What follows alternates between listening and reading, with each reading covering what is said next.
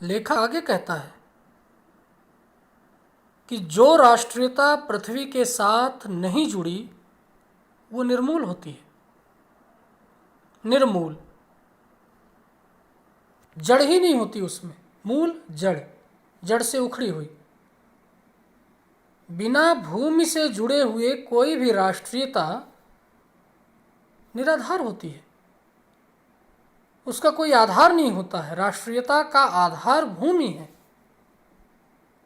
जब तक उससे नहीं जुड़ता जन, तब तक उसकी राष्ट्रीयता निर्मूल है, मूल से छिन्न, मूल से अलग, जड़ से अलग है, निराधार है। राष्ट्रीयता की जड़ें पृथ्वी में जितनी गहरी होंगी उतना ही राष्ट्रीय भावों का अंकुर पल्लवित होगा, और जितना ही इस पृथ्वी से हमारा लगाव बढ़ता जाएगा, इसे हम जितना ही समझ लेंगे और हृदय में बसा लेंगे, उतना ही राष्ट्रीय भावों का अंकुर, एक रूपक दिया है उन्होंने कि जैसे कोई पौधा है, वो पृथ्वी में जब अंदर डाला जाता है तो उसका बीज अंकुरित होकर फिर पल्लवित होता है। अंकुरित होना मतलब पहले छोटे छोटे उसमें आँख आते हैं, अखुआता है वो, और फिर छोटे छोटे पत्ते आते हैं, उसे पल्लवन कहते हैं।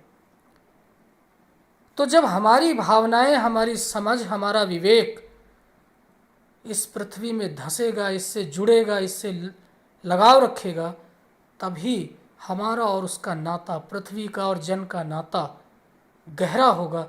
उससे जो राष्ट्रीयता का भाव, राष्ट्रीय भाव का पौधा उगेगा, अंकुरण होगा, वो बहुत मजबूत, सुंदर और टिकाऊ होगा।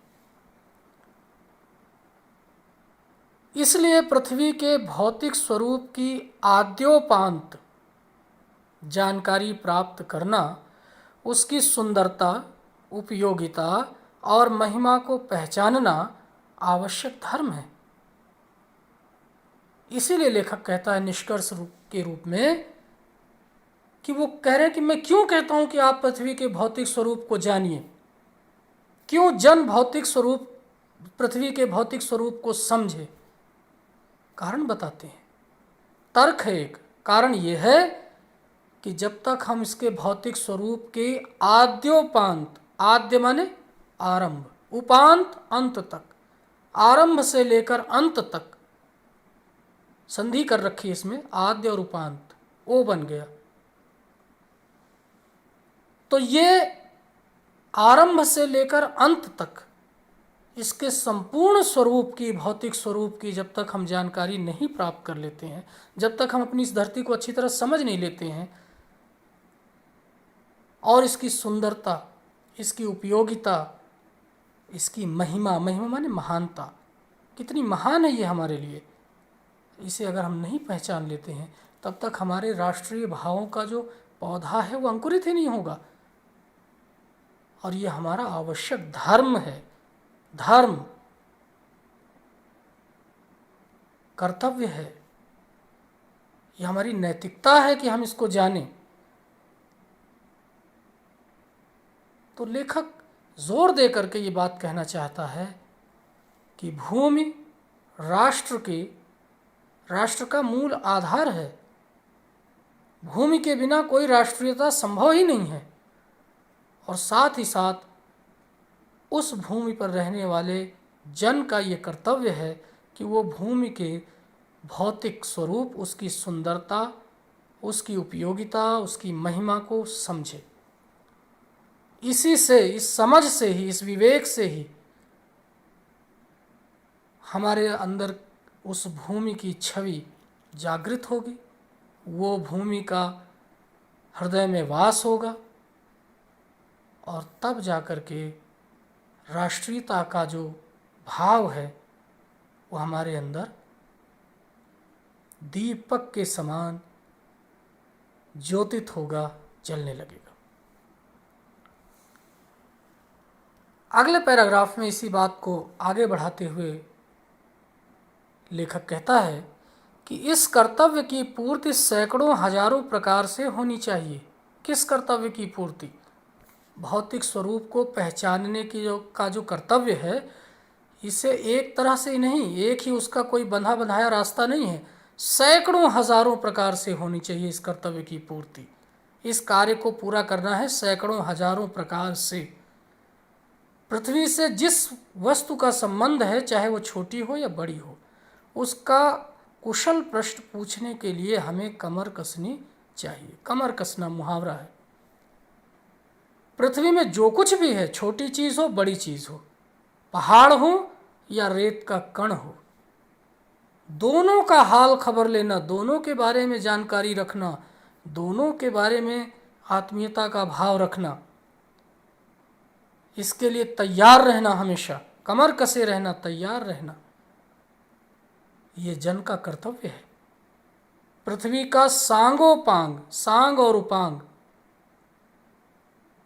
अंग, अंग सहित, उपांग उसके जो और अंग हैं, छोटे छोटे अंग हैं, अर्थात संपूर्णता से अध्ययन जागरणशील राष्ट्र के लिए, शील जो अभी जागृत हो रहा है, ऐसे राष्ट्र के लिए जो अभी अपने आप को पहचान रहा है, जो धीरे से अभी आज़ाद हुआ है। 1949 में ये निबंध लिखा गया था।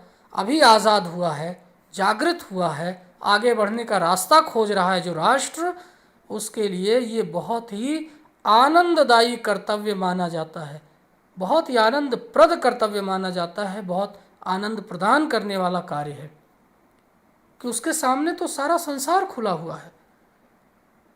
उसे तो यात्रा शुरू करनी है। उसके लिए तो आनंद का स्रोत है ये जानना कि हमारी धरती में क्या क्या है, उसका सौंदर्य कैसा है। गांव और नगरों में सैकड़ों केंद्रों से इस प्रकार के अध्ययन का सूत्रपात होना चाहिए। सूत्रपात, आरंभ, शुरुआत। उर्दू में शुरुआत कहते हैं, हिंदी में आरंभ कहते हैं। ये कुछ लोगों का कर्तव्य नहीं है कि वो धरती के बारे में जानकारी हासिल करें।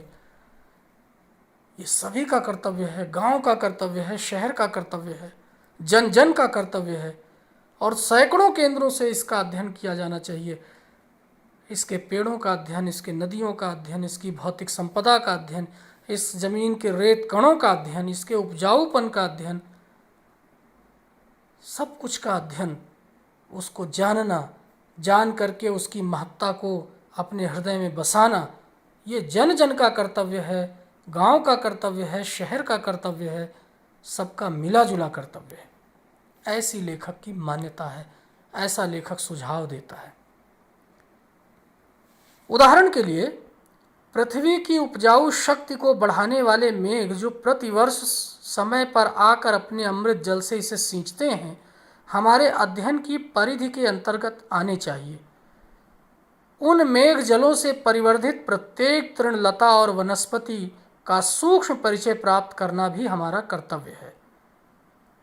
इस पैराग्राफ में लेखक कहता है कि एक उदाहरण से इस बात को समझिए कि प्रतिवर्ष पृथ्वी की जो उपजाऊ शक्ति को बढ़ाते हैं, उपजाऊ शक्ति, इसमें से जो पैदा करने की क्षमता है, अन्न, खाद्यान्न पैदा होता है इससे, उसको जो पैदा करने की क्षमता है पृथ्वी की, उसे बढ़ाने में कौन मददगार, कौन सहायक होते हैं? मेघ, बादल प्रतिवर्ष समय पर आकर अपने अमृत जल से इसे सींचते हैं, जीवनदायी जल से सींचते हैं। ये मेघ भी हमारे अध्ययन की परिधि में, सीमा में होने चाहिए। इन बादलों का, इस मॉनसून का, इसकी गति का, इसके वर्षा करने के तरीके का अध्ययन भी हमें करना चाहिए। क्यों? इसका पृथ्वी से, हमारी पृथ्वी से सीधा संबंध है। और उन मेघ जलों से परिवर्धित, बढ़े हुए, पालित पोषित प्रत्येक तृण, तिनका, लता और वनस्पति, वृक्ष, लताएं, तिनके, घास, दूब का सूक्ष्म परिचय प्राप्त करना भी हमारा कर्तव्य है।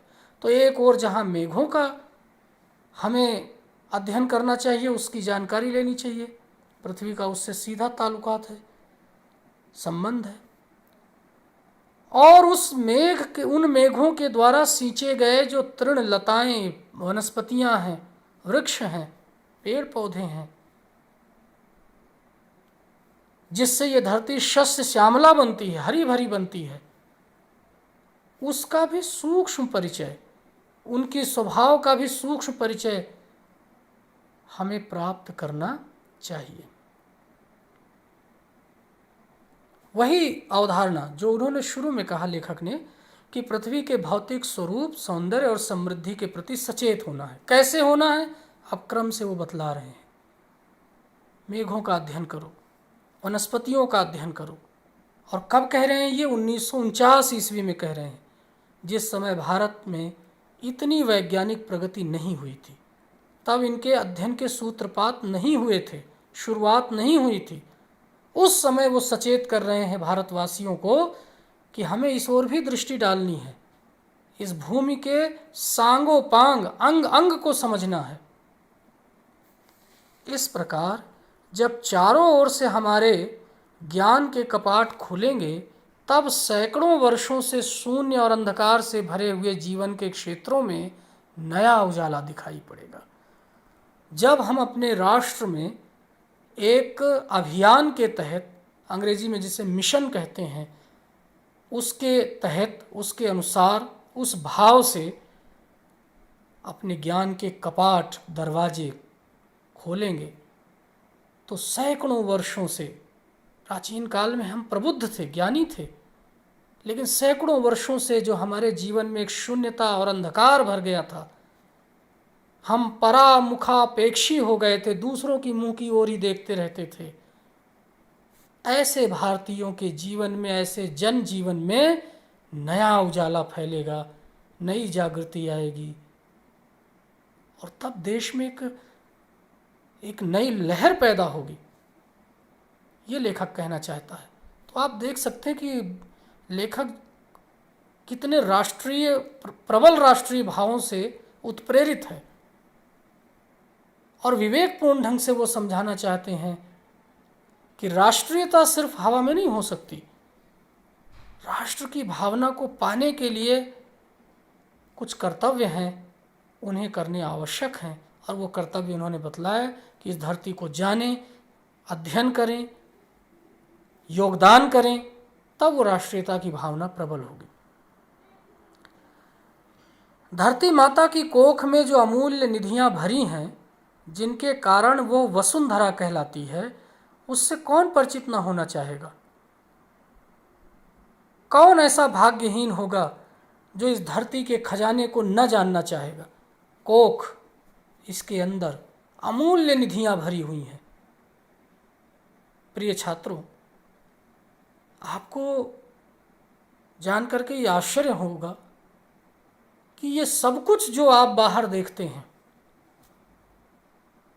जिसका आप उपभोग करते हैं या जो कुछ भी देखते हैं, उसके मूल में कहीं न कहीं धरती के ही तत्व हैं।